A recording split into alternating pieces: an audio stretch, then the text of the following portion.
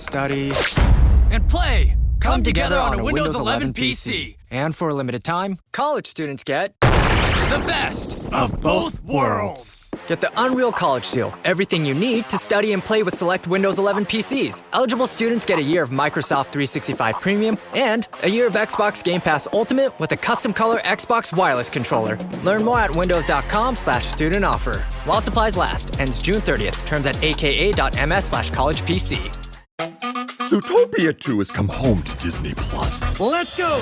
Get ready for a new case. We're gonna crack this case and prove we're the greatest partners of all time! New friends. You are... Gary the Snake. And your last name? The Snake.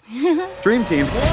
New habitats. Zootopia has a secret reptile population. You can watch the record-breaking phenomenon at home. You're clearly working at Zootopia 2, now available on Disney+, rated PG. Always look to the sky. The Dr. Sky Experience is on the air. 77 WABC. Now, here's Dr. Sky. Welcome to your weekend as we continue here from the Blowtorch Powerhouse. And that's Signal, Talk Radio 77 WABC, proud to be broadcasting from the center of the universe, New York City, to the nation, the world, and I'm sure even out to the cosmos. If you're a first-time listener and a regular listener, we do appreciate you. A show, the Dr. Sky Experience, about the mysteries from the great realms of astronomy, space, aviation, weather, celebrity guests, and stories of American exceptionalism. We like to call our show kind of a theater of the mind. Yes, with critical thinking and with dialogue from you, the callers, to the Dr. Sky Experience. The contact number is always 1-800-848-9222, 1-800-848-WABC. And while you're at it, why not download the WABC app? So as you come further and further and go deeper and deeper into our theater of the mind, there are many other rooms to explore, and you can listen in, not only to the podcast of the great host on this station, but so many of the live great broadcasters here on 77 WABC. I'd like to thank our helmsmen, both Bill and Jackson, for navigating this signal out into space. So when you call in, you're heard far and wide. Stay tuned as tonight's adventure, something very interesting, as we focus in more on this whole UAP, UFO conundrum. When will we ever hear the truth? And you've heard so many people, including those on this great radio station, talking about different iterations of the whole disclosure situation. This morning, for 2 hours, and we'll introduce them in just a moment, 2 professional UFO detectors, lifelong experiencers, John Craig and E.J. Craig, with their new AI-enhanced tool known as UFO-track.com. What's this all about? So when you do see objects in the heavens, you'll hear from these 2 individuals how your report can be integrated by using not only AI, but so many of the other things that are out there and connecting, like the fingers on your hand, into one concise and cohesive app. The story continues. But to set the stage for our guests, the music of John Williams and Disclosure Day. The UFO cover-up theory suggests that governments, particularly the United States, have concealed evidence of unidentified flying objects and possibly non-human technology for decades. Interest in the topic has grown due to military pilot encounters, declassified documents, and testimony from former officials who claim that secret programs exist to study recovered materials and unexplained aerial phenomena.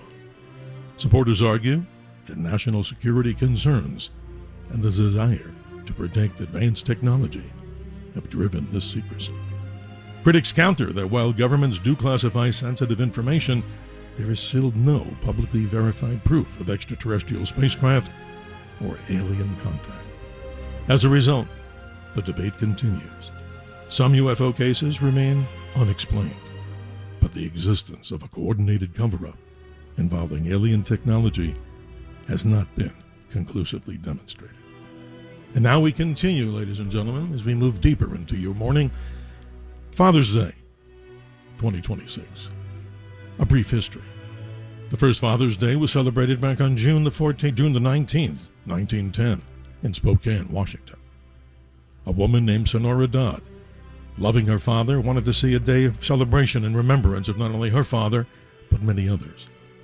President Nixon in 1972 officially signed it into law as a holiday. But also something from the astronomical world that's taking place, the summer solstice. Just around the corner. Sunday, June the 21st at 4:24 a.m. Eastern Daylight Time. The sun stands at its highest point above the northern hemisphere, as you would imagine. Warmer weather. In some areas of the nation and around the world, a summer monsoon continues. The El Niño may strengthen. But the word itself, solstice. If we break it up from the Latin, sol equals sun, and sidium means to stop. The sun will be in the constellation, the zodiac sign of Gemini, the twins, and for more precise information, the axis of the Earth tilts as far as it can. 23 degrees, 26 minutes, and 21 seconds. And now to talk about our two special guests. A brief introduction of both would be in order. Let us begin, of course, by identifying the two guests that we do have this morning here on the Dr. Sky Show. E.J. Craig, the daughter of an aerospace engineer, E.J. grew up with her eyes to the stars. As a mathematician, she brings rigorous analytical precision to the project. She focuses on the patterns, the logic of the network, and the ground truth of observational astronomy. She turns raw data into actionable real-time alerts for UFO Track's member community, along with her husband and UFO experiencer John. They represent a paradigm shift in the whole conversation about UAPs, alien technology, and so many of the other things that are in the heavens. And now, a brief biology background, I should say, of John Craig. Scientist, engineer, inventor, and author. John approaches the UFO phenomenon with the skepticism of scientists and the curiosity of an experiencer. Having witnessed anomalous activity since childhood, John utilizes his skills in programming, electronics, and data analysis to build the necessary tools to measure the metrics of the unexplained. He is the mastermind behind UFO-Track's real-time alert system and the inventor of both UFO Sense Detection Device and the UFO CQ-CE5 Communications Unit. As we welcome both of our very special guests, we say a hearty good morning to you, John Craig and E.J. Craig. Thanks for joining us on this amazing day. Thanks for having us. Hi, Dr. Sky. It's great to be here. Well, thank you. And let me start with E.J. I tried to do the best to identify, and that was a little more formal than I probably wanted, your backgrounds. But E.J., talk to us. Your passion for this whole subject, when did it begin? I think I read a little bit about it. It's been a long time. But welcome to the show. Tell us your background in this whole subject, because I think people will find it fascinating to connect the dots. Well, my father was in aerospace, as I said. He was on the Apollo and Skylab and Viking projects. And so we always had our eyes to the skies and our nose to the news. And we were just constantly, as a family, just talking about what's out there, what's up there, you know, what's happening in our skies. Generally, it was about the space program and, you know, what we knew, what was coming and what we hoped to discover and just wonderful things like that. But, you know, there was always this, who do you think we might discover and some things like that. So we always were open for these discussions, and it was all scientifically proposed conversations. It wasn't like it was a belief system that, you know, there might be somebody out there. Do you believe in UFOs? It was a knowing that there's likely, with the vastness of this universe, the odds are in our favor that we are not alone. So, you know, what's out there and when will we find it? And so that's been with me all my life. And then when I got together with John, we've been friends since 1981. We married in 2007. And when he started bringing his paranormal past into our relationship, we continued those same conversations about what it would take to actually bring this disclosure issue to the light of day. What would proof look like? Yes. How could we have it happen, and what would it look like? And that's how we developed UFO Track. It's very interesting, and thank you for being here on our Theater of the Mind stage as we introduce both of you to the world. on one of the most powerful radio stations around, and I'm sure the signal, as I say many times, in confidence, not with exactitude, that the signal goes way out into the cosmos. John Craig, We can only hope. it's a pleasure to have you here, too, and a little bit more about yourself. But what's most important to me, what a love affair here. This is incredible. We have two people who've come together and have bonded together, I'm sure for many other reasons, personal ones that we don't talk about, but in the spirit of this whole subject of UFOs, you're the first two dynamic duo that I've actually talked to that's actually together. So it's a life bond. Tell us more about yourself, John. This is fascinating. Yeah, it's been really great. We've been a couple since 2007, like EJ said. I was married before, and my wife suddenly passed away, previous wife, and we all knew each other. I was working for EJ's dad on some huge solar energy projects, but we just have been, ever since then, been a happy team trying different things, that we love doing. And I've had a passion for researching UFOs and UAPs ever since my family saw something in 1960, and I've had all kinds of experiences we can get into if you wish later on here. But it's just been an ongoing adventure trying to figure this out. That we finally figured out that we're tired of waiting 80 years for somebody to tell us that the truth is.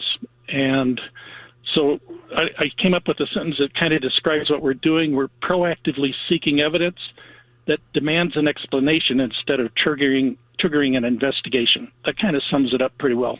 No, I agree. I think it's fascinating to discuss this because we hear so much, right, EJ and John, that it's so many people are talking about this subject. We're just bombarded with information. And on this particular show, there are many other great ones on this radio station, but we want to talk about the mysteries of our world and the continuance of our discussion for these 2 hours. And I want to get everybody else in the world involved, as we call it, a theater of the mind. Join in, ladies and gentlemen, with your questions and comments on these particular subjects. Maybe a few teaser questions would be this. What is the best UFO UAP story that you, ladies and gentlemen, have ever heard about? And actually, we're sitting back and going, that one really just baffles my mind. There could be many. And then, obviously, the question that many people can answer, and maybe by doing this show, we'll get closer. When will we see some physical evidence of the UFO UAP phenomenon? We have all the disclosures that people are telling about the government's information, but that's a disclosure in my mind, ladies and gentlemen, with a small d. So the contact number, 1-800-848-9222, a rare opportunity to talk to two individuals that are, I'm sure, madly in love, not only with each other, but how about the concept of what we're talking about here? Because I gave a talk a long time ago to both of you down at the Roswell Museum. And I was just trying to help people identify more of the objects in the nighttime sky by doing it as like a little tutorial on a roadmap of the heavens. And I've said it before, and I don't mean to be overly Blovacian here, but a lot of the people there, 500 people in that auditorium, some came up to me and were actually putting their finger in my chest saying, "You're not a believer. You're trying to make this more difficult." And I'm saying, well, wait a minute. All I'm trying to do is help you separate fact from fiction with more data, more information. And this is way before AI. So let me not steal your thunder. EJ and John, why don't you tell us a little bit more about UFO-track.com? What is this, and how is this going to help maybe get to disclosure or actually get you as an observer, ladies and gentlemen, a little bit more of a credible sighting with all the tools that you're going to describe? Give us the information on that. Well, we decided, John and I would have discussions, just, late night pillow talk if you want, I don't know, but we would just talk for hours and hours about why hasn't disclosure happened and what's it going to take to finally prove that there's something out there flying in our skies right now.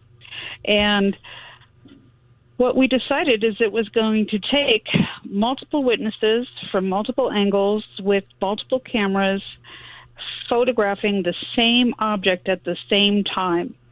So because that's going to be impossible to dismiss. If we can get multiple people photographing the same object at the same time from different locations who are unrelated, that's just going to be impossible to dismiss.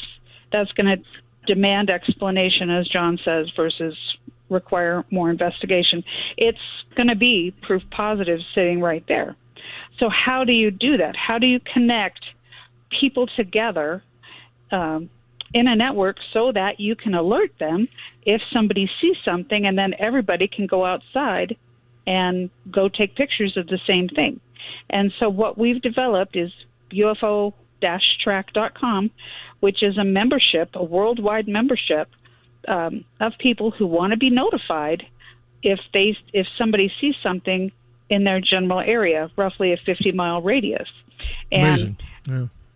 It's got a membership fee and everything like that. It's very, very basic. We want everybody to play and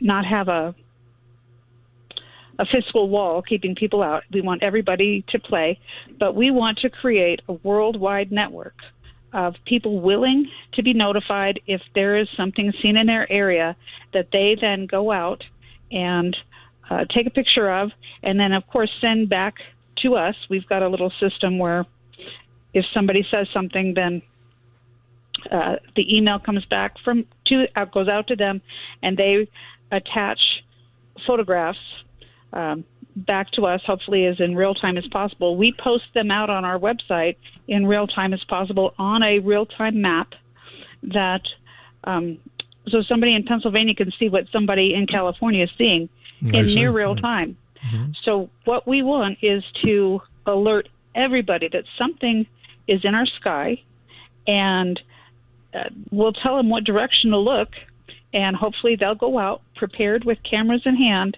and we'll just start collecting all the evidence of a singular event in one place, different angles, different witnesses, different everything. Imagine as if we could have done that with the Phoenix Lights. Oh, yeah. That's what we're hoping for, is like the next great Phoenix Lights. Mm-hmm. And one thing that's different. One thing that's different about what we're doing than what other UFO research groups are doing is this is the first time anybody's tried a real-time data network. That's what I was going to talk about, John, because this is extremely unique because, again, look at all the information that's come in. And for maybe 25 or more years, I was the correspondent on Coast to Coast giving everybody updates on what they can visually see and blah, blah, blah, and ... But we had a number of individuals that were collecting this, like the National UFO Reporting Center, and not to disparage them at all, in that time and period, there wasn't the technology tools that we have now. So please continue. If it is correct, this is like the first time that a real deep dive into AI connectivity to your stuff has really taken place, right? Yeah, we're finding more and more uses for AI as we develop this. And but the big difference between us and like MUFON, for instance, which we've been members of, is the real-time data and real-time map that you can go look at immediately and see a report on there if you're the one who experienced it or your neighbor, anybody within 50 miles, and you got the alert, you can go look at the map. And we don't hold back on any data if they're not a member and they report it in. Anybody can report in, but we will vet that data, so it does take a little bit of time to put it up. But the members, that data goes instantly. And that, unlike MUFON, where they're investigating after the fact, and both of these kind of investigations are important, real time and after the fact. But yes, we're just doing something unique and new. But we're doing what we can do to collect the data in real time. So if it does get handed off to investigators, they've got quite the package to investigate. They've got multiple witnesses, beautiful photographs, and quite the story to tell. But what we want to see is the real time data being collected in real time, shared with the world in real time on the website sightings.ufo-track.com. Well, if you're a watcher of the skies, ladies and gentlemen, to jump in here, a great opportunity in the next hour and a half, if that is, not to count exact, specific numbers as the show is on the air, the Dr. Sky Experience, your information and your questions at 1-800-848-9222. I'm certainly sure out there in the vast radio land that we're broadcasting to, that you actually have many, many questions that you'd like to ask our very special guest. And who are they? John Craig and E.J. Craig, the developers of this, I think, phenomenal tool backed up by many resources with AI, UFO-track.com. Quite a fascinating journey. So let me ask you this, John. We only have a few minutes before, again, we go back to the hard break here. And that's a time for everybody to refresh and, get their questions focused so we, get as many people on the air as possible. Your interest in this particular subject started when? I mean, you don't have to reveal your age, but tell us a little bit about when you really became hooked into the subject of observing the night sky and these strange phenomena that exist. Well, yeah, giving some of my early stories will sort of give away my age a little bit, but my family and I saw something in 1960 in Syracuse, New York. My father was on a business trip, and we were having a picnic in the park. Blue sky, nice day. We saw 3 glinting objects dancing around each other for several minutes high in the sky. My dad called the Air Force and said other people up in Canada even were reporting something. So that was the first thing, but that was by far not the most important thing in my life. We had a family history of this story. My uncle flew cargo airplanes for the Air Force. He flew Bob Hope overseas, and he had something fly next to his airplane for half an hour with a cigar shape, no wings, and portholes. Half an hour, just flew right there. Other people saw it in the airplane, and then it suddenly zoomed off and took off up towards the Big Dipper. So that kind of piqued my interest, of course. And then I had a very bizarre experience in 1967, living in a small town about 30 miles from Norfolk, Nebraska. My friends and I drove to a movie. Came back out of the movie. It was an evening movie. Came back out. We saw a fireball sweeping across the sky, and it suddenly did a U-turn. And then it made another 90-degree turn real fast and faded out. And that was extremely exciting. So we drove home real quick, but there's actually much more to the story. Got home half an hour late. Well, it's a half an hour drive. We got home. My dad says, "Why are you home so late?" And it's like 2 a.m. as best I can remember.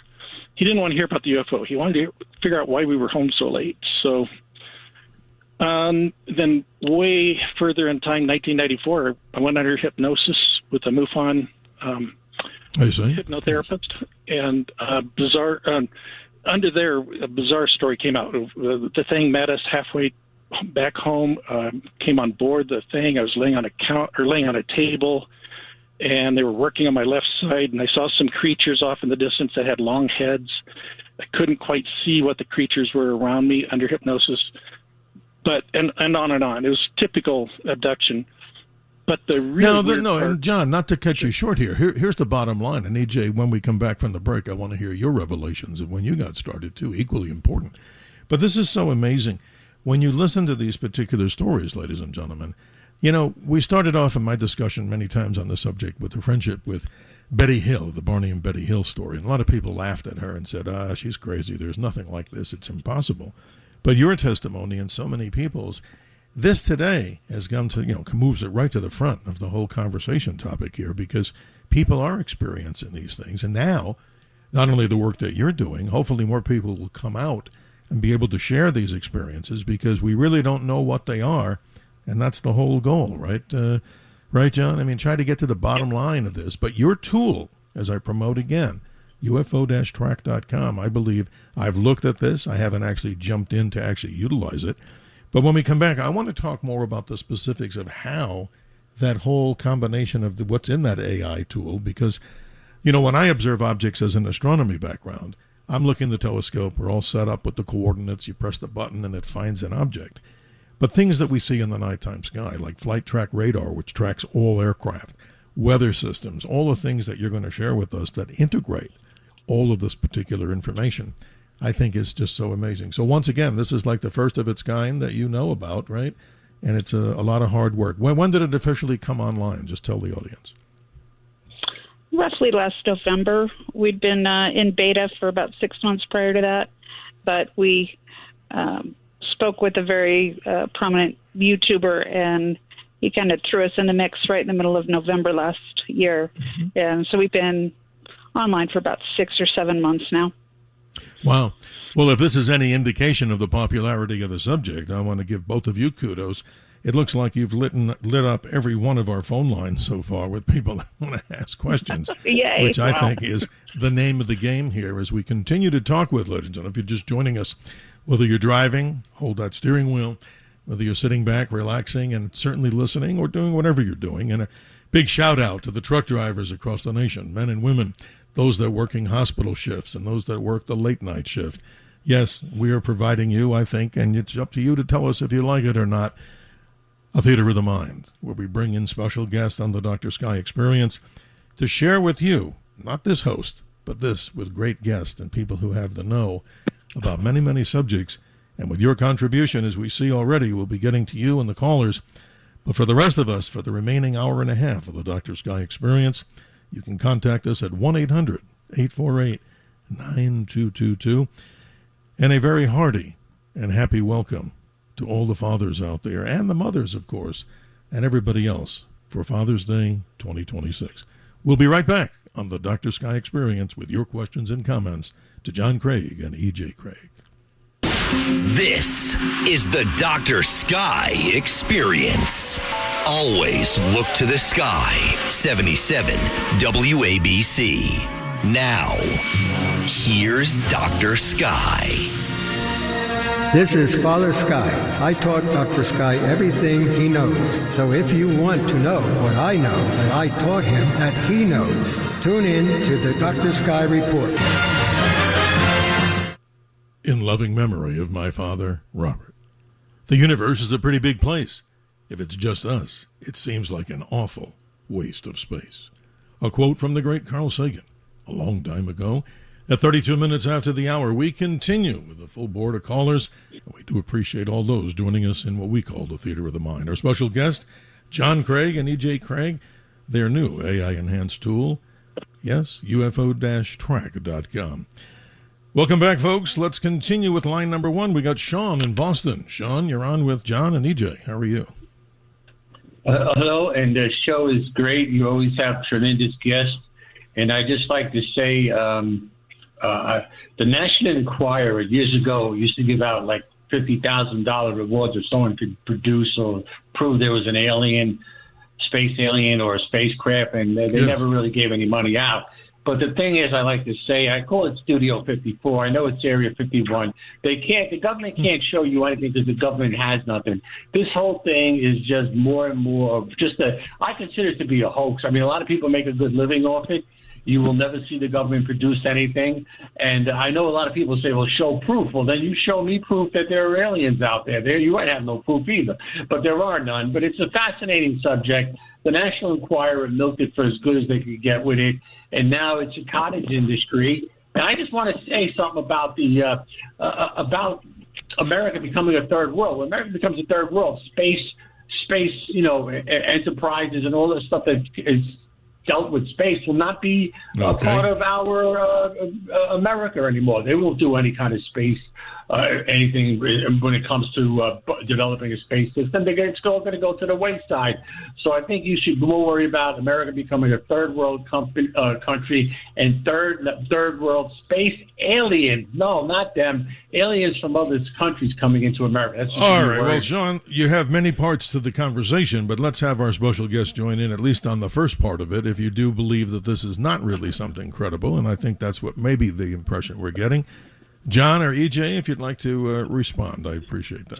Sure. Yeah. I can see his point. It's a good point. But once you've experienced something, once you've seen something make a U-turn in the sky, and it's impossible to explain as a jet or a rocket, there's something going on. Absolutely. And when you talk to people, when you get interested in the subject and you start actually visiting with people that are the ones that have seen these objects, hang around MUFON and listen to the people come in and tell you what they've seen, it changes your opinion completely. Well, John, you bring up a very good point. I've noticed and watched as an astronomer many fireballs, and the super bright ones are the bolides.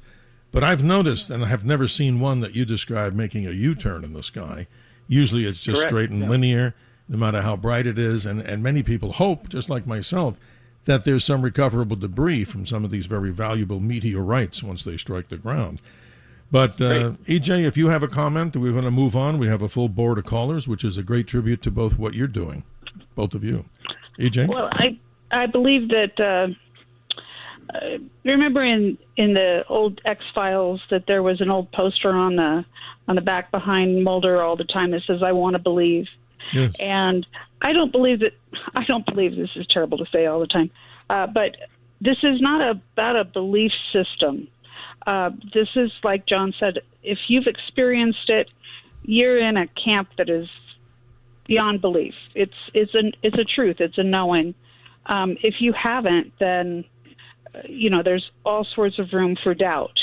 But like you said, as soon as you experience something, it's like that. But there's a vast number of people out there who have never experienced it, who are probably jaded by this constant government cover-up, that, they're never going to produce anything because they don't want to produce it because it gives them a strategic advantage to be in the know when we're not.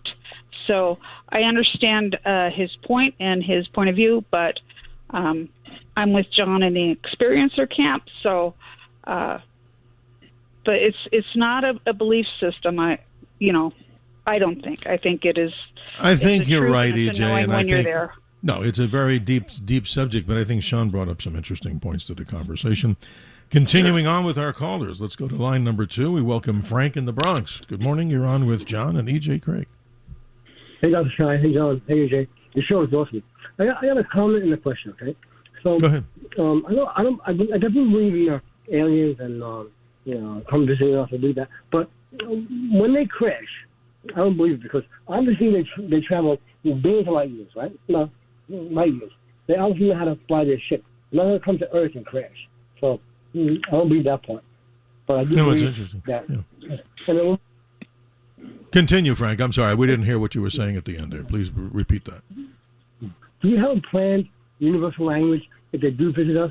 Maybe we're not going to stick around long. What do you plan to use as a communication device? Wow. You brought up a good thing, Frank. John and EJ, that's interesting. If we do make contact, and I don't want to steal from the movie Disclosure Day, which has a lot of information in there. And by the way, I haven't seen it yet, so I'm honest with the audience.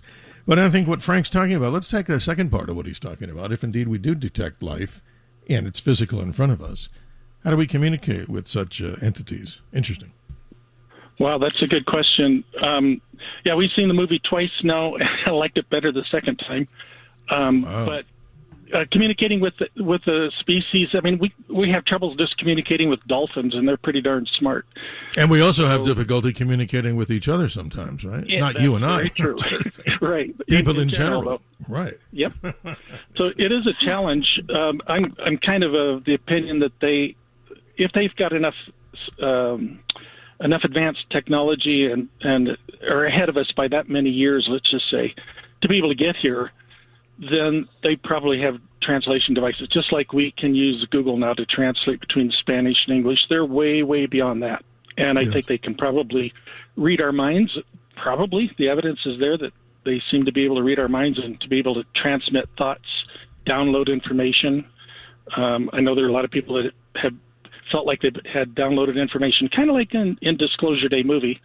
Mm-hmm. And there's been a couple things I think I've maybe had a download of that I want to bring it out somehow someday in a book or something. But that's beyond the conversation right now anyway. Well, this is interesting. I want to just jump in. Go ahead.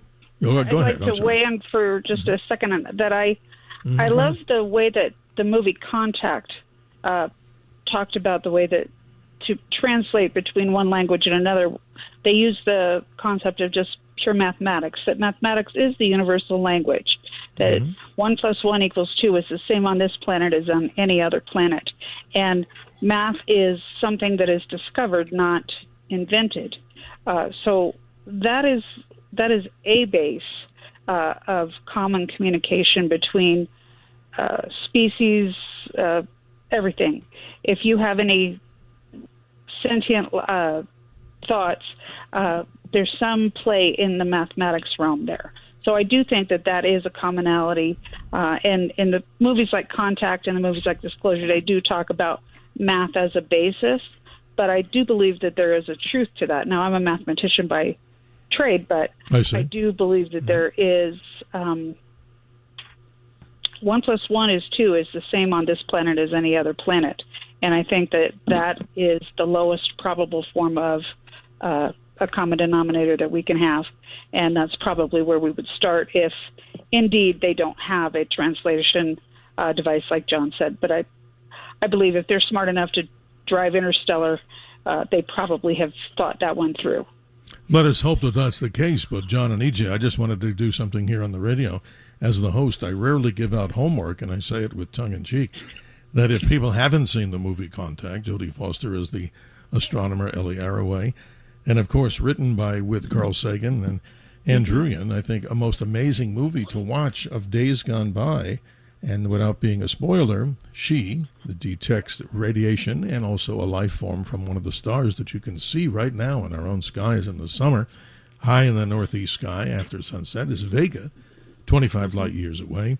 But more important than that, right, John and EJ, this is interesting. Why don't we set up like a whole series of movies that people get to see, maybe even before they go ahead and see that of Disclosure Day? Why? So that they get a different take on various producers and people who've created some of these epic movies.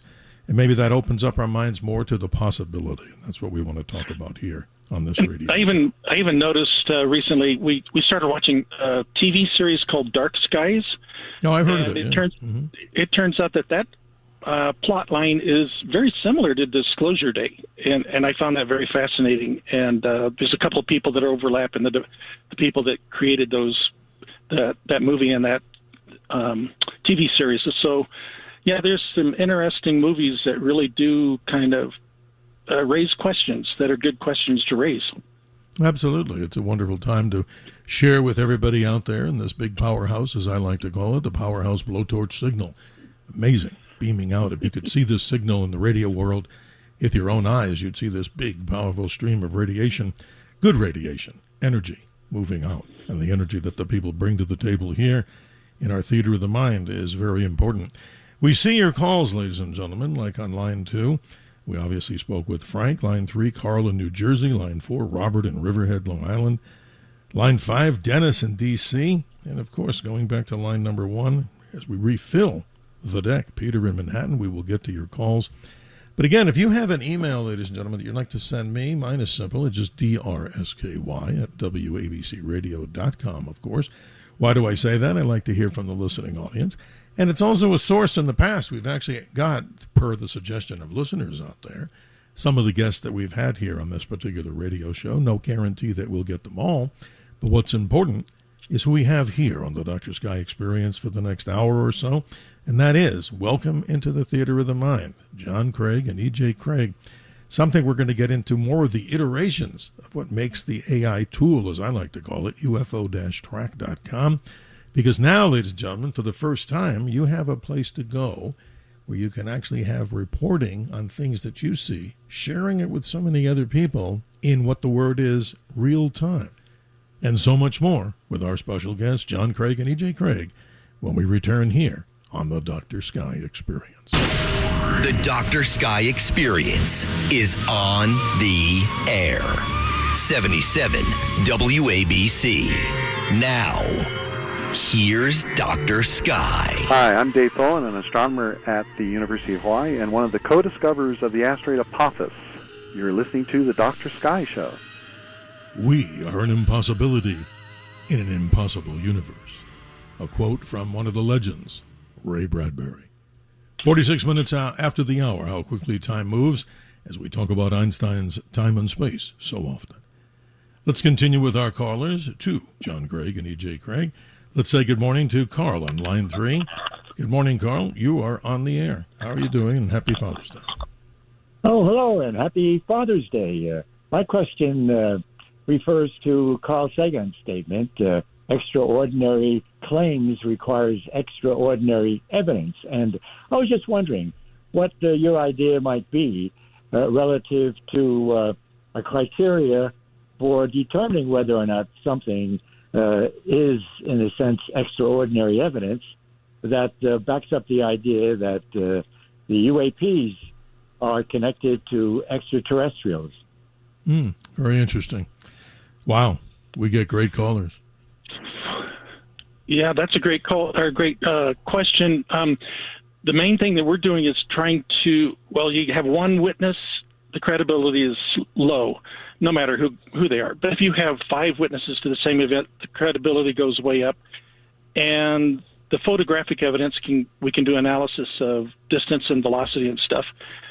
And so, yeah, if we could just get more that kind of data, we're studying what we call the no-fly zone. If we can get photographic evidence of something that looks like a satellite, but it's flying between 20 and 100 miles yes, up above the Earth, there's no way anything can fly there that's man-made. unless it's as exotic as an ET craft, let's say, anti-gravity basically, because there's no air, no balloons, no jets, nothing can fly above 20 miles. No satellites can orbit below 100 miles. So if we can photographically and analytically catch something in that zone, then that begs an explanation. And so, yes, EJ, your take on this? Yeah, I wanted to hear from you too.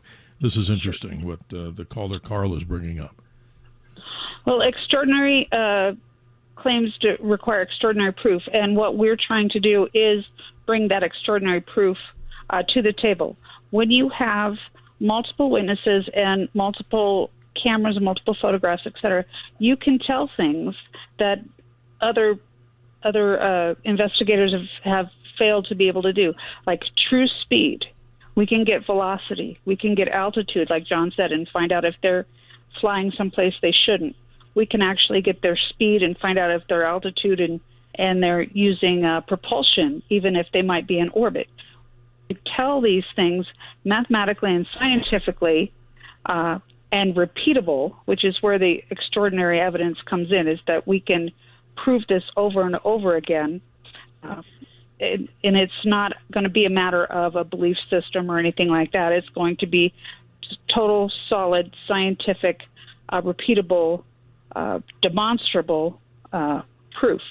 And that's why I like it, EJ. I mean, this is absolutely amazing because instead of people who would say, and no disrespect to people who do not know the sky as well as maybe you do or the research that we do from our side of the equation, now a credible and obviously reliable location to share this information, because apparently the government, I don't know under what title, what acronym it was called, they were now taking or still are taking in sightings of UAPs, but it's not as advanced in my opinion, having not named it.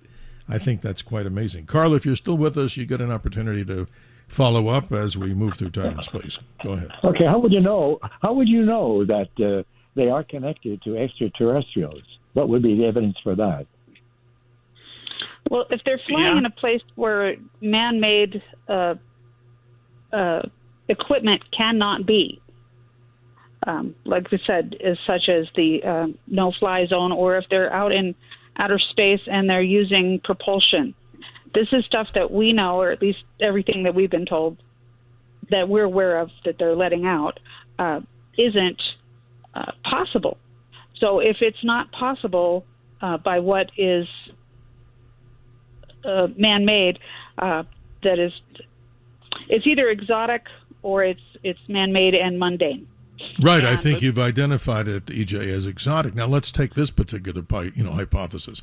The U.S. government, let's say independent of any UAP, craft retrieval program, our own development of aircraft better than the SR-71, the A-12s of the past, CIA aircraft, then obviously it could be something that we are not supposed to know about that has the capability of flying, let's say, up into the outer portions of the atmosphere. But the point is, at least the people who are reporting something, we're using through your app, your UFO-track.com, a combination of the best resources to help identify what the heck it is, which is really, in my opinion, something novel. Good point.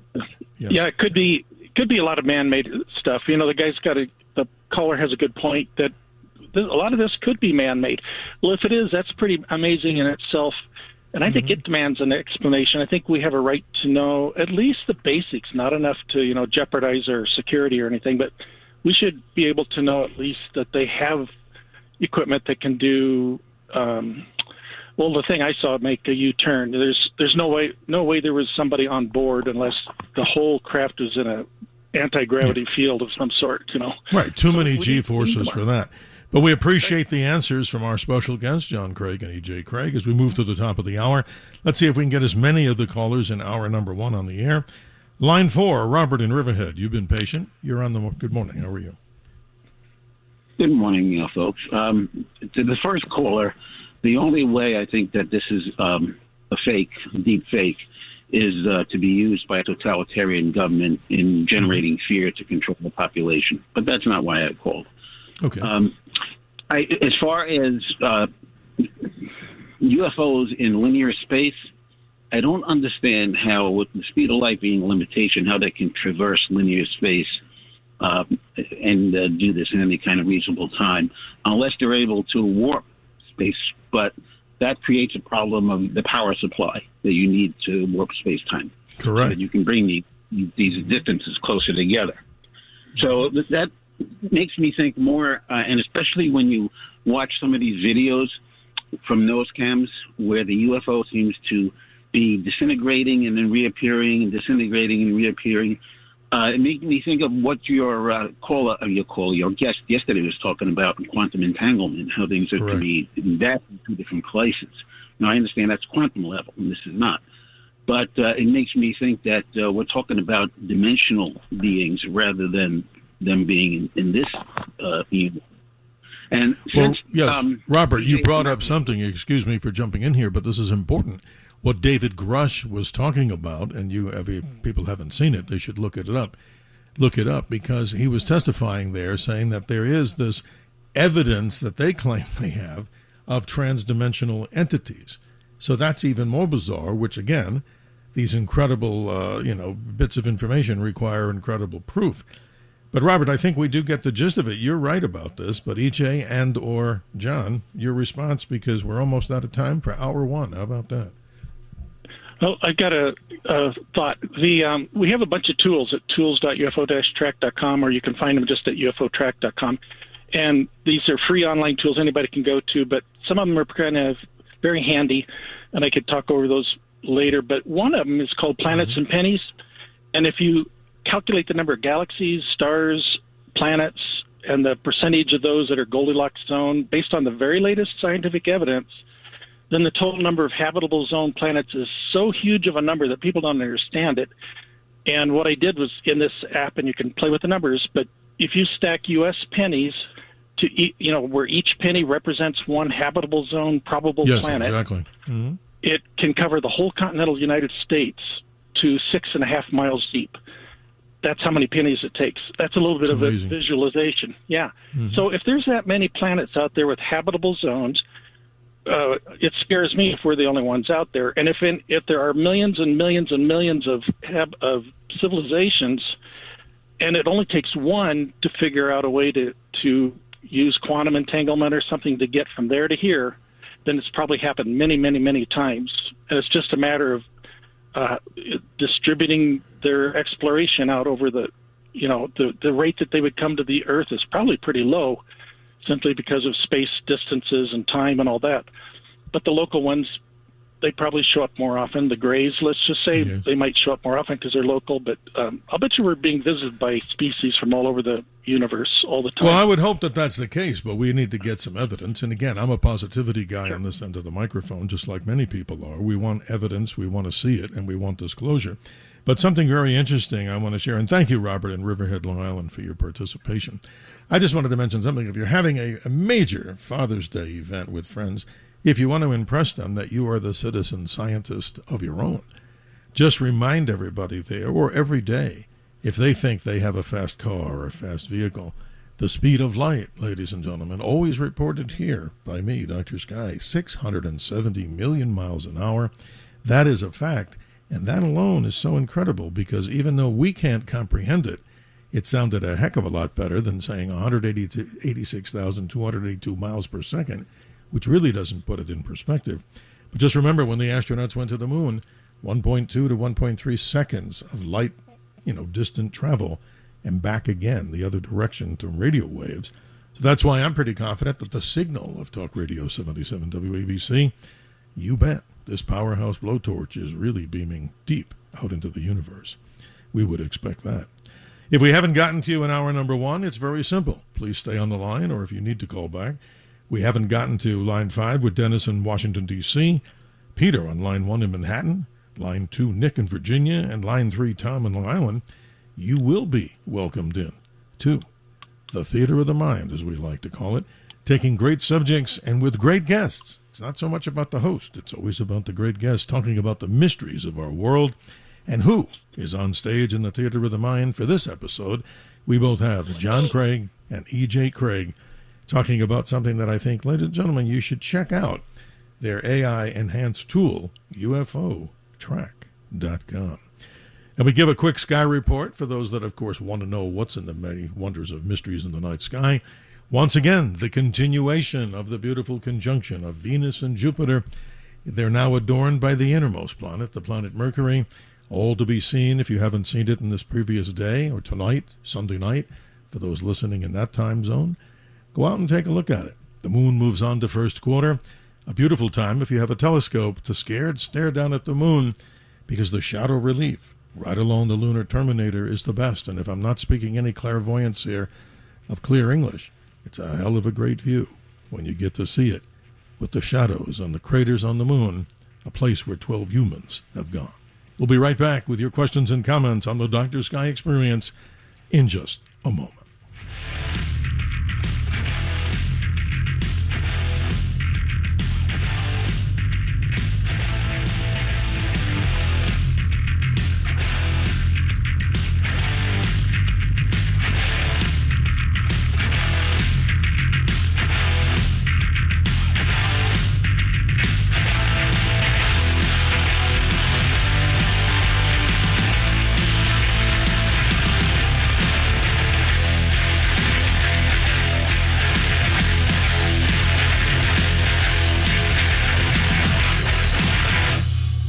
Always look to the sky. The Dr. Sky Experience is on the air. 77 WABC. Now, here's Dr. Sky. Hour number 2 is rising over the theater of the mind, as we like to call it, here on the Dr. Sky Experience. Where else from the powerhouse blowtorch signal that you're listening to of Talk Radio 77 WABC. To get in contact with us and our special guest on that Theater of the Mind, the contact number 1-800-848-9222. And again, many thanks to our helmsmen, Bill and Jackson, for taking your calls and making sure they get on the air with the quality of sound that you would expect as a listener. If you're just joining us, our very special guest for hour number 2, as we ended hour number 1, John Craig and E.J. Craig, a very special website that we'll be talking about, a app actually, UFO-track.com. For all the people out there that want disclosure, here's a tool that we're unveiling to the nation and the world here on the Dr. Sky Experience. Welcome back, John and EJ. Let's keep going with the callers because we want to try to get everybody's opinion on here. Let's say good morning to Robert in Philadelphia. Happy Father's Day, Robert, and thank you for joining us. Happy Father's Day to you as well, Dr. Sky, and your guests, EJ and John. Sean, I really appreciate you guys. Big fan of this particular subject.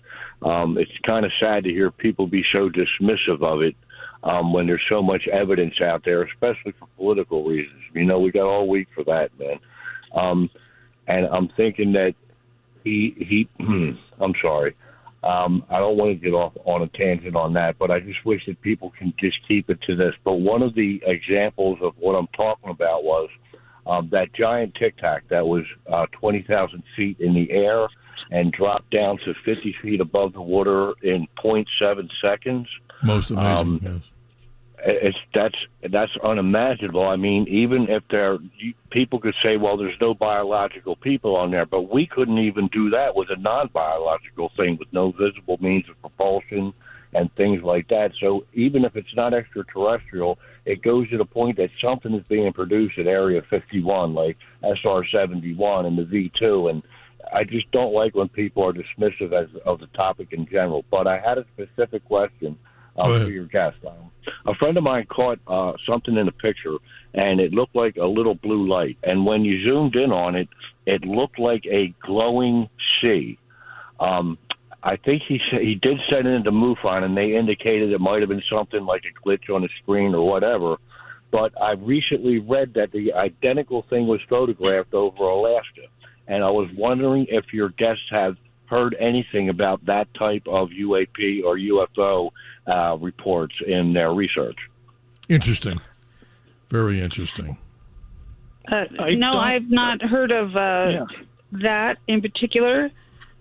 One of the gripes that I have with MUFON and various others is I don't believe that they take and compare the data of this sighting and that sighting and try to corroborate multiple sightings into the same, possible event.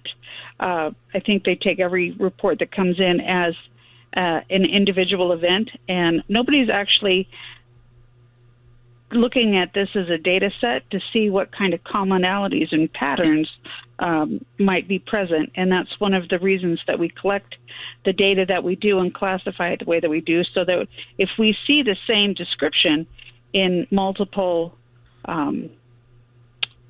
reports, that, we can start going deeper down that subject area. We'd love to see that photo. If you go to UFOtrack.com, there's a place that says contact us. You can write to us, and then your friend can attach that photo there. We'd love to see it. And people send us photographs like that all the time. Just, we saw this, what is it type thing. And we take a look at it and we try to figure out if it's something mundane or exotic. I love to see all those photos, even if they do turn out to be something mundane. One of our own investigations turned out to be something incredibly mundane a couple of weeks ago. But I'd rather investigate something mundane than miss something extraordinary. So you say it so send in well, all those photographs that you ma'am. possibly can. No, you say it so well.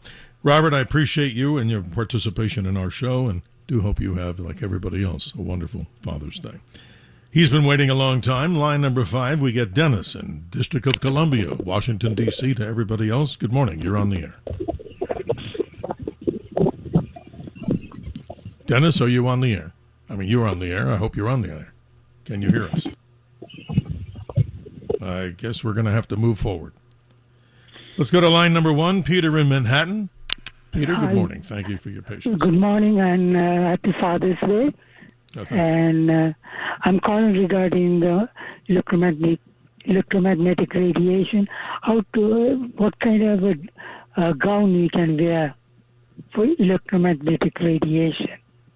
Oh, interesting. Magnetic radiation involving what? UFOs and UAPs. Yeah, Yes. I know, but this is your field. That's what I'm calling, yeah. Well, I'd like John or EJ to go and elaborate. I think you have a direct connection to this, and explain that to our guest here and our caller here, because I think he brings up something interesting. I think I understood the question. I can point out that we have 3 devices. 2 of them are designed to detect electromagnetic changes to the Earth's magnetic field, either in direction or strength. And then the other sensor is a gravity kind of a thing. If the Earth's gravitational acceleration is a little bit stronger than normal for 2 seconds or weaker than normal for 2 seconds, it sounds a different alert. But yeah, that's the thing. There are a lot of cases that we've researched where the Earth's magnetic field is affected, compasses spin, even stronger fields causing cars to stall. We've got lots and lots of cases that we've investigated. There's even a book by NICAP from June 1960 that lists almost 100 cases of electromagnetic interference with vehicles and all kinds of equipment. So I think, does that answer the question of the caller? It was a little hard to understand the question. I think it was difficult, and I do appreciate, Peter, in Manhattan, you're trying to get an answer to something like that, but because of the heavy number of calls here, I'm going to have to move forward. But I think he was speaking about this whole concept of magnetic interference, and we see so much about this, right, EJ and John, that in so many of these instances, vehicles have shut down for no apparent reason. Other strange anomalies around dealing with magnetism, electromagnetism, and such. Let's continue. Line number 2. We have one electromagnetic alert that was going off at the same time. Cows were agitated in a field nearby, so we would not have known that there was an electromagnetic disturbance bothering the cows, except for our device, the UFO Sense. So there is a lot of, at least anecdotal evidence that electromagnetic effect and UFOs kind of go hand in hand. Well said. Let's go to line number 2. Nick in Virginia, you've been patient. Happy Father's Day. You're on the air. Good morning, Dr. Sky, John, and EJ. Back in the day, I would say 50s and 60s, when a lot of interest came up with spacecraft and UFOs and all the movies. We're no longer gluing two aluminum pie pans together, hanging it from a tree on a black string and taking a picture of it and saying there was a sighting. And, now we're in the age of drones. And I think you're going to see a lot of action and a lot of false sightings due to this. And also, I'm kind of worried if there is anti-terrestrial being, or I'm sorry, ultra-terrestrial, whatever you call them, beings from outer space. I'm worried about them, not having very good positive things to think about or do about. I think they're going to be probes coming down, and maybe we shouldn't be looking up at the sky all at one time. I'm looking. I remember this B science fiction movie, Day of the Triffids. I don't know if you've ever seen it. Oh, I've seen it a long time ago, Nick. Yeah, I have. Yeah, and the whole premise of it. Everybody was looking up at the sky, and they all got blinded. Mm-hmm. And these seeds came down from outer space and grew into these man-eating plants. I don't think that's going to happen, but maybe one of our adversaries here on Earth might want to do something like that. Who knows? So Amazing. So what do you think about that? John and EJ, very good call and very good question.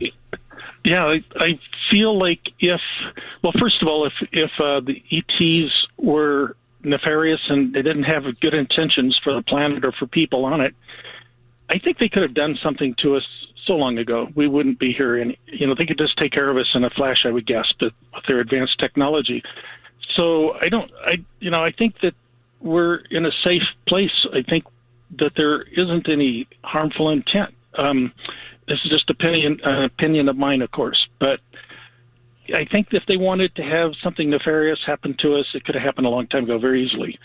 And it seems like the only bad things that happen are kind of accidental, like when we study animals in the woods, we even though we mean well to the animals, we might scare them or hurt them a little bit. But I think in general, we're pretty safe from harm. That's my opinion, of course.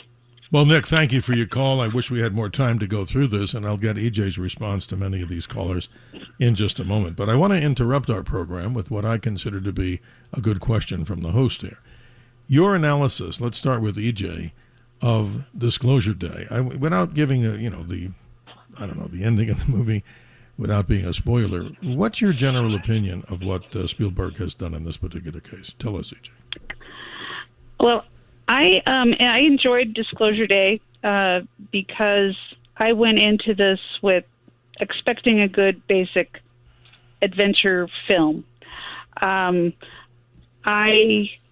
They threw around Disclosure so much and all the hype prior to it that I think that the expectations that there's going to be some big revelation come out of the movie was set way too high. And I think that a lot of people were disappointed because there wasn't some huge revelation.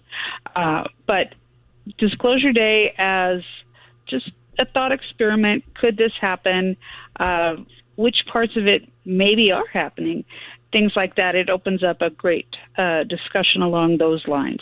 But it referenced many historic events, the Jackie Gleason Nixon thing. Kecksburg was alluded to, not in the way that I remember the Kecksburg reports, but just these names are now and these events are now in the public consciousness, where up until this movie was released, Kecksburg was probably only known by UFO aficionados. The man on the street would not have known what that was. But now I think more and more people are. And getting the word disclosure on more people's lips, in more people's consciousness, is going to lead to more disclosure, more demand for disclosure, more looking for disclosure, more hope for disclosure. I think that is what got accomplished with his movie. It's a fun movie. I liked it better the second time. I really did, just because more things came into context and into focus. No, I appreciate your commentary here, but I wanted to remind people the Kecksburg incident, December 9, 1965. If you weren't there, ladies and gentlemen, some acorn-like object supposedly landing there, streaking, of course, over Pennsylvania like a fireball. And again, something about, there's even in the town, what a big commemorative sign and the whole thing. I think they even have like a big celebration during weekends in this particular story, as many without the answers. Where did it come from? Where is it? What's some evidence of the whole experience? But we continue with the callers here on the Dr. Sky Experience, and thank everybody for their patience. Let's go to line number 3, Tom in Long Island. Tom, you've been patient. Good morning and happy Father's Day. Happy Father's Day, Doctor. And the same to you, Sean and EJ. I got a couple questions. Dr. Sky, number one, a couple of weeks ago, you awarded me the Common Sense Award. I don't know if you recall or not, but anyway. Yes, and I should start getting some gifts to send out. You're 100% right. But right now, I'm not worried about a gift. No. Right now, we just tell people in our mind of Theater of the Mind, you would get the extra pass to the snack bar. That is the most obvious things that you can say, because you produce the Theater of the Mind. Back to my questions. Go ahead, please. First of all, I understand in theory how you get people to photograph at the same time clockwise, but how do you know without 3 different points or 3 different simultaneous that you have the right angle everyone's photographing at? Oh, wow. I'd like to answer that. Yeah, go ahead, John. This is interesting. Think of the fireballs that have been photographed recently by dash cams and by doorbell cams and by cell phones. There's cameras everywhere now, and so these fireballs go across the sky, and they can analyze from the different angles and different geometrical configurations. They can get the path of this a lot more accurately and go pick up the pieces, so to speak. And that's kind of our goal with UFOs, too, is if we can get multiple people everybody's got a camera in their pocket, basically. So if you can get notified, run outside, and we can get 5 different people to photograph the same object. And if you can get background information for frame of reference, and if there's something that can, like if the object moves a certain way in you can synchronize the time of the event. Mathematically, there's a good chance that mathematically we can do the trigonometric analysis in 3D to get the velocity, distance, size, and acceleration that other researchers just aren't getting right now. They can get an approximation or guess. With one camera, you really can't tell, especially something that you've never seen before, how big it is, how far it is. That's what we're shooting for with the multi-camera aspect of this. No, it's very exciting. It only does take 2 cameras synchronized on the same object to be able to triangulate. That's all the data that you need. If you get 3, then you're into redundancy, and which is good. Just verify all the numbers. Tom, I hope that answers most of the concerns that you have, and always appreciate you, and thank you for your insightful questions here on the Dr. Sky Experience. The Dr. Sky Experience now goes on line number 4 to our friends in Canada. And let's say good morning to Sherilyn, and she's in Ontario, Canada. Good morning, Sherilyn. Happy Father's Day to your family, and how are you? Well, I'm fine. I'm actually here by myself, so I don't have really any family much left. My husband passed away in September. I'm so sorry. Blessings to you. Yeah. Anyway, what I was questioning is I believe that there are aliens. I believe everything that they're saying. But has anybody got a concern about our spaceships heading up into the unknown? And maybe they're not bothering us down here, but are they going equipped that maybe they could run into something that isn't pleasurable? Interesting. Wow. I don't quite understand the question. I think she's asking. Go ahead. You can say it better.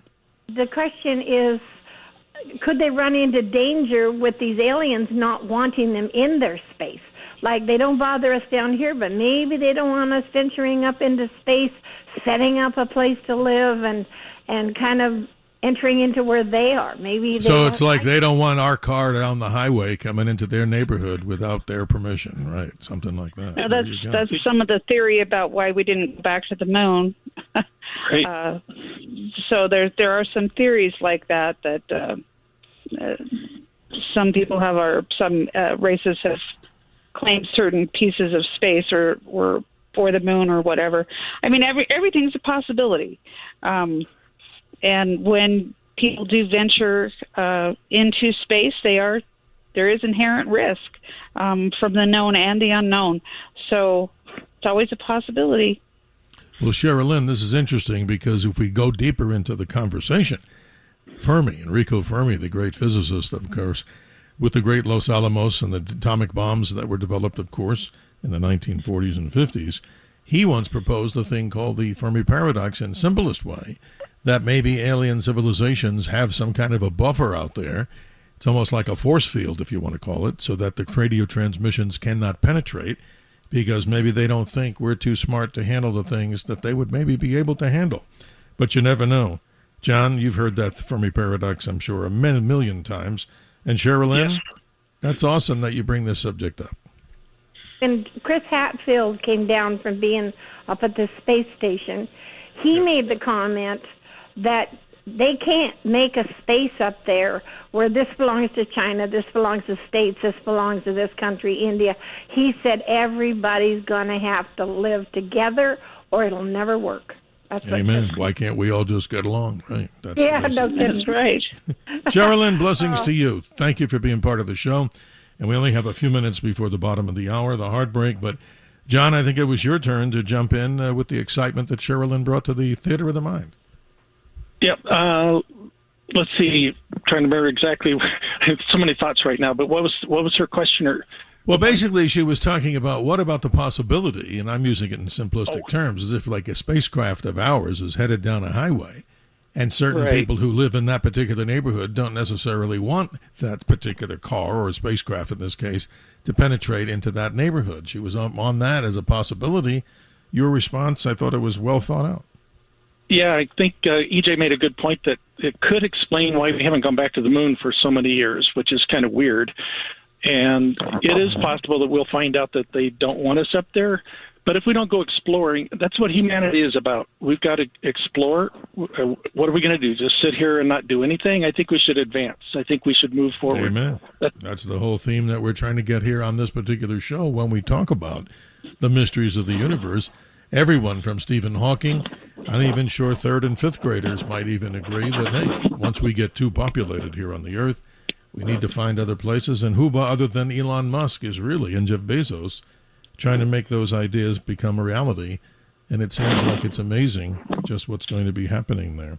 Sherilyn, if you're still with us, thank you for being part of the show. And I thank you for calling us from Ontario, Canada on this beautiful Father's Day. Thank you so much. We continue in the next hour. And if you didn't get on the air, if we lost you, like Dennis in D.C. and anyone else, give us a call back. We'll do our very best to get your questions and comments on the air. What's the number? 1-800-848-9222. How can we best spend the next 30 minutes of hour number 2? I'd like to go into a bigger, deeper dive into your app and talk about some of the things that make it connectivity so that if I see something and I report it, we'll get into a conversation with our special guests, John Craig and E.J. Craig, on what's behind that engine. And we're not asking them to reveal the secrets of the Coca-Cola formula or anything like that. But I think there's so many things to be discussing on this. And again, this app and this pilot project, and you were saying before it's been out. How long has this been out for people to check out? Since last November. Yeah. No, that's exciting. Yep. The website, give us the websites, because sometimes we run out of time here on the radio show. So give us the specific sites again that people can get to your site. The main site is UFO-track.com. So UFO-track.com.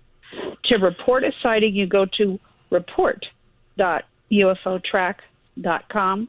And to see the sightings that have been reported, you go to sightings.ufo-track.com.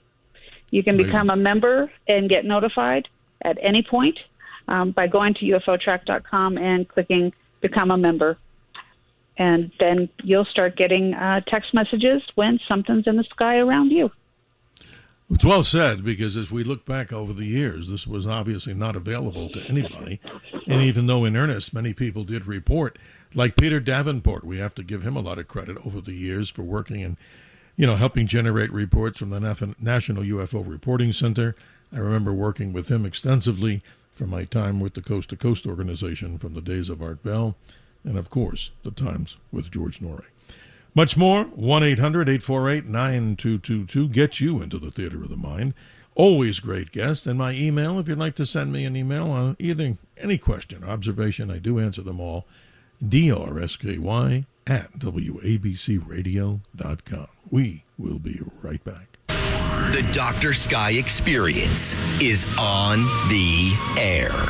77 WABC. Now, here's Dr. Sky. She can't take any more, Captain. She's gonna blow. You can't mix matter and antimatter gold. You're listening to the Dr. Sky Show. Nothing happens until something moves. A quote from the great Albert Einstein. Thank you for joining us on the Dr. Sky Experience. 33 minutes after the hour, how time flies in the space-time continuum. Our special guest at the top of the hour, John Craig and E.J. Craig. They have a most amazing website, an amazing app and a website to go to help you to track some of the mysterious objects that you may see out in the universe as we continue to talk with them. I wanted to give a better summation from your side, both of you, to maybe some of the things that are attached, if you don't mind sharing that with us. For instance, I look at flight track radar when I see aircraft. We're big into the aviation photography side. We're looking at sky events. We have the great sky maps, the great sky source, type of apps that are out there. So people see things. So tell us some of the integration in this so that they can understand better. It's going to look at various sources out there for the credibility of your sighting so that they can help identify what you just saw. Sure, we've got 3 different products, but we've also got free software tools that are online that you can use, anybody can use. And to your point, there's a Sky Data app. There's over 30 apps, by the way, and some of them are kind of have to do with cameras and photography, but several of them are very useful for anybody. There's Sky Data, which lets you instantly see if the visible planets and the sun and the moon right now or at any date, time, and location in the past. You can see which ones are visible and how high above the horizon and all the details. And then there's a flight radar app. Like you said, you can see what's flying over right now or at any other date, time, and location. That's then amazing. There's Skywatch Weather, where you can get a 16-day estimate of how good if you want to go out camping and watch the sky and you know where you're going to be, you can find out if it's going to be cloudy or not, or if the moon is full and kind of washing out the sky. It'll give you a good estimation of what to expect. Then there's wind speed and direction. We use that all the time for sometimes a Mylar balloon is mistaken as a UFO, and it's very easy to kind of get the wind speed to help analyze that situation. And then, of course, the real-time sightings map is one of the apps in this toolkit. That's amazing. And then we've got 3 optional hardware things. The real benefit of the network is people reporting, but we have hardware that can help them automatically 24/7 report. UFO Sense it just picks up electromagnetic change to the Earth's magnetic field or gravity field. And then we have a portable version of that called UFO Detect. And the first one, the UFO Sense, is plugged in and uses your Wi-Fi. So it sits on the shelf and works all the time behind the scenes. The portable one, it won't automatically report in. So you have to call, or you have to go online to the report that EJ mentioned. And then the third object, or the third device thing we have built, device is called UFO CQ, and it's a little bit different. It'll let you send messages to the sky using an ultra bright LED that flashes any Morse code message you want to type in on your phone. You set the device over on a picnic table, connect to your phone, and you can send any signals. So if you want to call them in, CE5 kind of a thing, there's some anecdotal evidence that it's worked. So we have all those help me out devices on that, John. I'm a little confused, and I'm always honest about that. I really don't understand the last item that you just described. Give it to us in a better description that I think everybody can understand it. Okay, you connect with your phone to it. It's battery powered, and it has an ultra bright LED on it.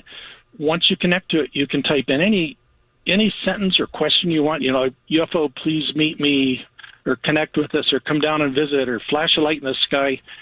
Hopefully you send a positive message. Show yourselves, whatever you want to say, anything, any length of message, and it will flash at high-speed Morse code.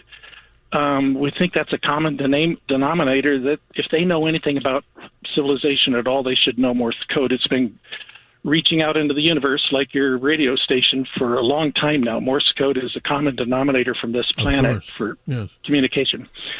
So it's a theory, and if they respond, it's cool. It's something to experiment with and try. There's no guarantee it'll work, but you just don't know until you try it, and we have fun with it.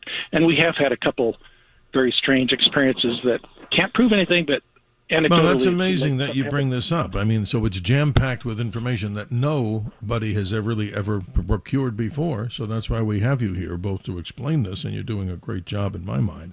Questions and comments, the Theater of the Mind phone line here in the Dr. Sky Experience, still open, 1-800-848-9222. I've got to go, in the interest of time, to ask both of you. This now gets back to the news of the UFO-UAP situation. Your take, let's start with EJ, on David Grush as a whistleblower. I mean, I have certain concerns about this, and I'll tell the audience later, but your analysis of what he's saying, please continue on that in case people do not know the name David Grush. Well, he has come forward at obviously great risk and great trials that he's gone through to come forward and talk about the things that he is privy to behind the scenes about crash retrievals and secret projects that the government is keeping hidden from the general public, that there are great amounts of data, great amounts of technology, and everything that we are being kept from. And he is being treated pretty poorly by, I think, everybody in this mix, because it's nice that he's a whistleblower and he's bringing forward a lot of this information, but at some point, we've all been burned that have been in this industry for quite some time with the people that come out with fantastic claims only to have their credibility shot or something take the rug out from under them, and then people will throw the baby out with the bathwater. Yes. And then even if 90% of what he was saying is true, it will all get dismissed. So that's the problem with David Grush, is that he's got to persevere through this and not have anything just come and completely undermine everything he said. Well, EJ, let me jump in here because this is interesting to me. I wanted to save my comment until you had your opportunity to express it, and I appreciate your opinion. My concern about David Grush is this. I love what he's saying, but at great risk to him, why then, if he's so close to telling us, like in his last press conference standing outside the Capitol steps, it's amazing what he's telling us, but again, he can't show us any credible evidence. And some of the things, which we don't have time to go into, that there may be these beings that are transdimensional, that these craft have been captured, that bodies from retrieval are there. But, I mean, I can't understand how somebody who's getting that close to the edge is not being compromised somehow. And, I mean, I just don't understand that. John, your response to that situation with David Grush, what's your take on what's going on with him?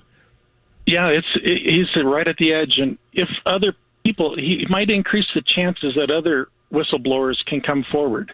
So I kind of appreciate that he is standing up and doing it. And there's a few other people along the same lines. I just listened to Danny Sheehan have a very interesting conversation on YouTube about some issues along these lines. But if we can get even one whistleblower to come forward and pull other whistleblowers forward, then we can start a snowball action where we can actually get the truth to come out. They can't hide it anymore. So I'm hoping that that's kind of what will happen. I worry about the fact that he's sticking his neck out, like, he's talking about some pretty amazing stuff. I do tend to believe he's telling the truth. And not that David Grush said this. I've read so much about this, and I'm sure our listeners out there may even have more experience in this than any of us here, that we're speaking amongst each other, that in one so-called crash retrieval situation, let's say for the discussion that this was a 40 or 50-foot dimensional craft, that after a time when they occupied and got inside this unit, it would be 40 or 50 feet from the outside.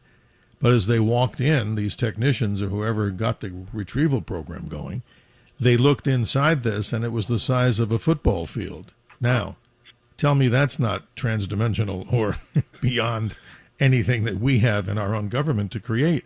So I'm saying all these things that we're hearing almost sound more unbelievable.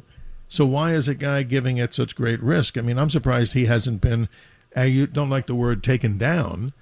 And then we go on to the next conundrum. What about all these different individuals who now are missing, and some have been murdered and some have been, never found again?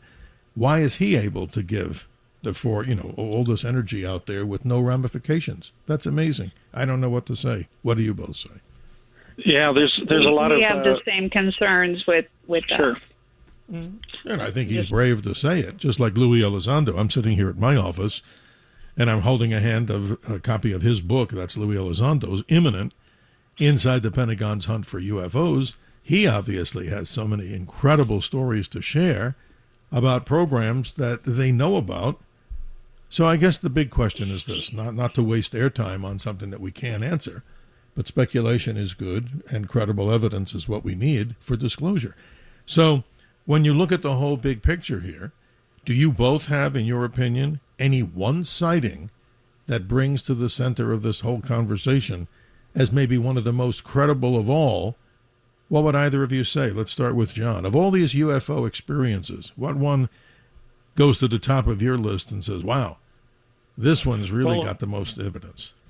Well, of course, the first thing that hits me is the one I saw. You can't get away from it. It's when you have the experience yourself, it changes you, and that's where I'm at. And so for me, that's the number one. But then, of course, there are a lot of other good sightings.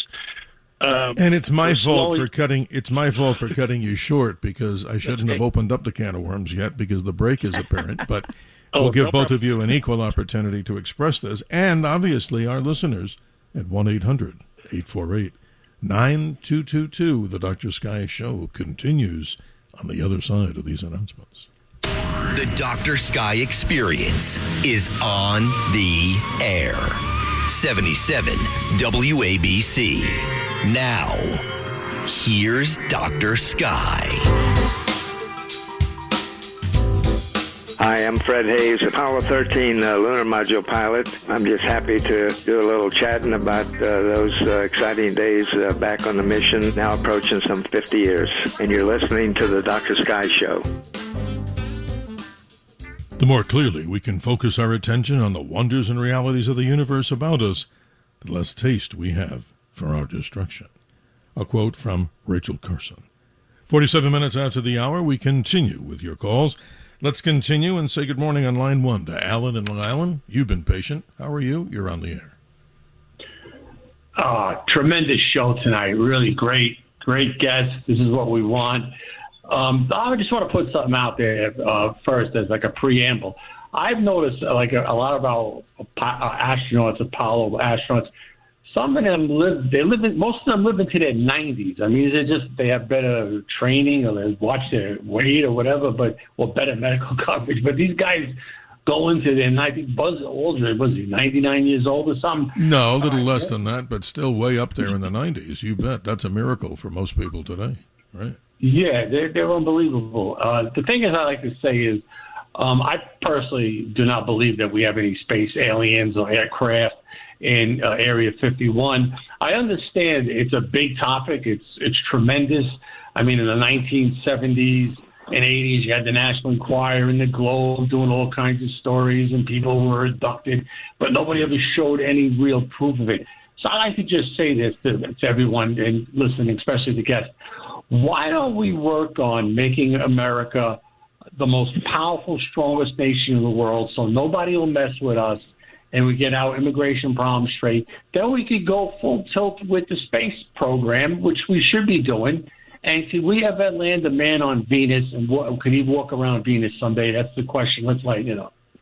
Well, obviously, Alan, you mix both conversations here, but let's go to the science side of it. John or EJ, if you'd like to take what our good friend Alan is talking about, be my guest. Do you want to, EJ? Well, I think that we don't have to rely on NASA and the government to just be the only ones that are making the space breakthroughs. The private equity that has shown up and how quickly they can get rockets remade and reused and things like that. The breakthroughs that the private sector has been able to do, that's all independent of the U.S. government. I'd like to see the U.S. government straighten its stuff out, no question. However, I don't think that we're dependent on that before we can make the space breakthroughs. I think the private equity and the private sector is doing a massively incredible job with that.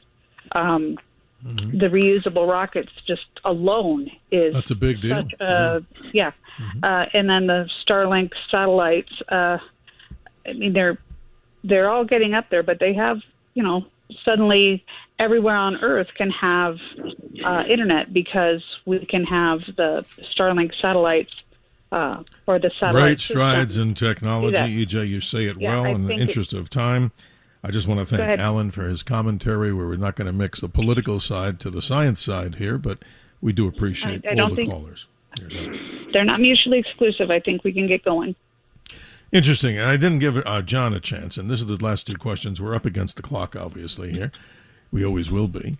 But, John, I was asking you directly, the best of any sightings, which one comes to the forefront to you of any of these unsolved UFO cases, whether they're retrievals or who knows what? Tell us briefly. Yeah, I thought about that briefly during the break, and I keep coming back to Travis Walton. We met him at a conference a few years ago, and there's something about his story that's amazing and believable.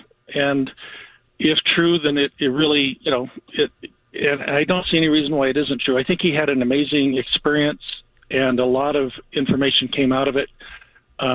He didn't have anything to lose or gain from the story, and it just I think that's a really good one. Well, I know him very well, and we've traveled the country together listening to his story of people who are just curious, the Hollywood iteration of what he talks about in his book, Fire in the Sky. He's played by actor D.P. Sweeney, and at the end, it's pretty amazing to see that. Many people turn it off because he goes through a description of his encounter right under the so-called knife, if you want to call it that, with this alien intelligence. An amazing, amazing story. EJ, wrapping it up with you and thanking both of you for being part of the Dr. Sky experience. Of all these different cases out there, which one comes to the forefront for you as one of the most intriguing and most interesting so far? I've got to say, probably Kenneth Arnold.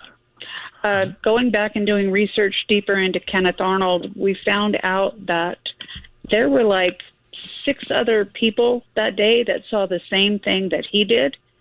And there's so many lessons to be learned from the Kenneth Arnold thing, but he was discredited and he was just laughed at. But if there had been better communications and better coordination between people that had seen exotic things, we'd have had disclosure in 1947. That's what I think. I think Kenneth Arnold is a fantastic story. That is amazing, where we get the actual translation from the reporter, as you folks both know. When he was at the airport, they were describing him in an interview, a reporter, and he was describing that as what? The first real use of the word flying saucer comes about. But if I'm correct, he was seeing things that look like boomerangs in the sky. And that's incredible, because way back then, we just began with the jet age. And that is, I agree with you, EJ, a most incredible story that really hasn't gotten as much traction as it probably should, right? We have a video on our UFO Track YouTube channel where we go over the 6 or 7 other witnesses that day that saw the same stuff in that same general neck of the woods. boy, I wish we had UFO track back then. Most definitely. And one of the what we need is the worldwide network to get going. But I think that Kenneth Arnold is mine. Yeah, yeah, and I'd like amazing. to point out that one of the witnesses actually had his compass spinning, so it reinforces the idea that we can detect them with the. Yeah. Well, mine, to share some of this with the audience, I've said it on other interviews, was the relationship I had with Betty Hill of the Barney and Betty Hill situation back then. I'd visit her, and of course she's passed on. But during the summers in the 80s and such, we went to the area where she lived and her home, and it was just quite an amazing person just to listen to, because as many listeners out there may know, may not, September 19th, 1961, this most incredible encounter that both her husband and she experienced. And closing on that for just a couple of minutes, what's your take on the Barney and Betty Hill story? John, what would you say? Yeah, that was another very good case where that was in the days where the subject wasn't as well. The cases of being abducted were not being discussed. They just weren't in the news. So this couple had this amazing abduction experience, and it's just a totally amazing one with some very interesting evidence. So yeah, absolutely. I think that's a really good one. That one very bothered believable. me. EJ, your response on Betty and Barney Hill? That's amazing. What would you say? I do think it's an incredible story. I mean, they had nothing to gain by making it up. In fact, they had a lot to lose, and did lose a lot for coming forward. Just the ridicule, et cetera, was just insane at that point in time. But the fact that they never wavered, stuck to their story, and I think it's very credible. I think it's an amazing story as well. Well, we're almost at the end of the timeline here, and we continue on next week with great guests from these realms as we talk about astronomy, space, aviation, weather, and, of course, the contact number, if you want to put it into your phones out there, if you haven't already, 1-800-848-9222. And I always recommend, because we love it, why not download the WABC app? Because as we call this, a theater of the mind, where people come into our theater and our guests are on stage in our theater of the mind. We certainly have so many opportunities for other parts of the big house as you go to the WABC app, listening to all the great hosts 24/7 and the podcasts, and so much in the way of news and information. Each one of you got about a minute. Give us a summation from your side of what we're talking about here with UFOtrack.com. Well, I think we have an opportunity to move forward with the concept of disclosure, get closer and closer to it. 80 years, we've just been struggling. I don't believe the government will get that much closer to it. I mean, we are creeping towards a disclosure, but I think we have the opportunity to do a lot of it ourselves, and that's what we're out to do. Yes. EJ, your final comment on this? Always positivity here in the world of revelations and hopefully disclosure. What say you? I think the world is entitled to disclosure. I don't believe that the government is ever going to come clean. I think that there's financial reasons for it. So if we can't look to the past to it, we have to look to the present and the future. So let's all look up in the skies, and when we see something, report something, and report it to the global network so that we can all prove what's flying in our skies right now. And we'll come to the table with enough proof that it will force disclosure. That's the way we do it. Citizen-led. The government's never going to come clean. So it's a citizen-led project. We're all brothers and sisters, and I've been reminding people for over 30, 40 years, always remember to keep your eyes to the skies. John Craig and EJ Craig, I hope you enjoyed it as much as I did, and stay in touch with us because we'd like to follow up with you as time goes on to see just how, people are utilizing this and hopefully getting closer to a disclosure day with positivity. Thank you for joining us. I hope you have a wonderful Father's Day. Thank you so much. My pleasure. Thank you for having us. It's always a pleasure. Thank you very much. Keep looking And don't up. forget, ladies and gentlemen, happy Father's Day. The history of it goes back to June 19th, 1910. Spokane, Washington, the first major celebration. A young woman named Sonora Dodge. She was, of course, obviously a remembrance of her own father. Got so many people in Spokane, Washington to assimilate, get together, and mark and celebrate that of our fathers. President Nixon in 1972 making that, of course, on the calendar, as we know. And just around the corner, just hours away, if not very shorter than that. Summer solstice begins, the longest technical day is not exactly the longest day of the Northern Hemisphere, 4:24 a.m. Eastern Daylight Time, as the sun moves through the constellation of Gemini the Twins. The word solstice, from the Latin sol for sun, and sidium to stop, because it's the highest part of the ecliptic that the sun moves through, welcoming us into the long period of summer 2026. I want to thank our helmsmen, both Bill and Jackson, and also stay tuned to WABC, yes, for another side of midnight, with Lionel as he takes you right to the sunrise point on this, a happy Father's Day and a Solstice Day 2026. Clear skies, health, and happiness, and we will see you in our next Dr. Sky experience. We like to call it a theater of the mind. Thanks for being in the theater.